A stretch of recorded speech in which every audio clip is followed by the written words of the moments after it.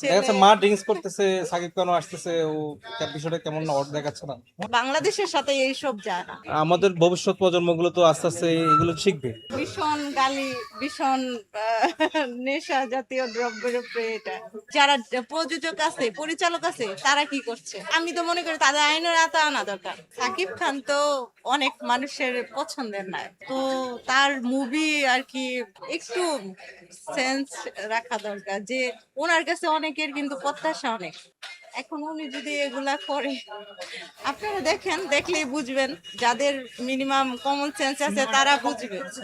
না না, না, কপিট আমি করাই তো নাই। একটু 10-15 মিনিট দেখে চলে আসছে। শুরুতে কিছু মানে ভাবলাম হয়তো শুরুতে একটু এরকম, একটু ওয়েট করি। কিছুক্ষণ ওয়েট করার পর আর ধৈর্য করলাম না, চলে আসছি। মানে গালি তো, না না না, মুভি দেখার ইচ্ছা নাই। মুভিতে গালিও আছে, নোংরা গালিও আছে, শুধু বাজে গালি ওয়ার্ড গুলো অনেক। ইউজ করছে তো। এখানে দেখেন মা ছেলের সম্পর্ক, মা সিগারেট নিয়ে আছে, দেখা ছেলে যাচ্ছে মা ড্রিঙ্কস করতেছে, সাকিব খানও আসতেছে, ও বিষয়টা কেমন অড দেখাচ্ছে না? মনে হচ্ছে না এগুলো আসলে গল্পের সাথে প্রাসঙ্গিক, এরকম হতে পারবে না? হইতে পারে, আমি পুরোটা দেখি নাই, সেক্ষেত্রে তো বলা যাচ্ছে না। আমি আমি শুধু এটুকু বলতে চাই, বাংলাদেশের সাথে এইসব যায় না। আর যে মুভি শাকিব খানের দুষবো কেন? শাকিব খান নায়ক, তার তার সে টাকা পেলে, তারপরে ই করলে সে হচ্ছে সব করবে। কিন্তু যারা প্রযোজক আছে, পরিচালক আছে, তারা কি করছে? তারা কি করছে? তাদের টাকা আছে দেখে তারা এইসব বানাবে। তারা, আমি তো মনে করি তাদের আইনের আওতায় আনা দরকার।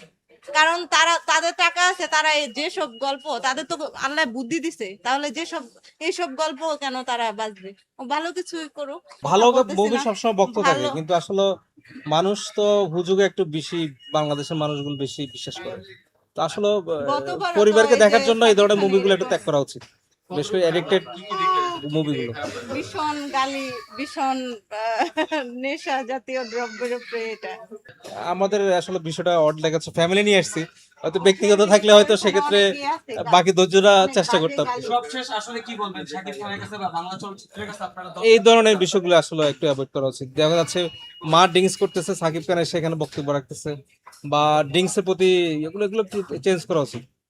আমাদের ভবিষ্যৎ প্রজন্মগুলো তো আস্তে আস্তে এগুলো শিখবে।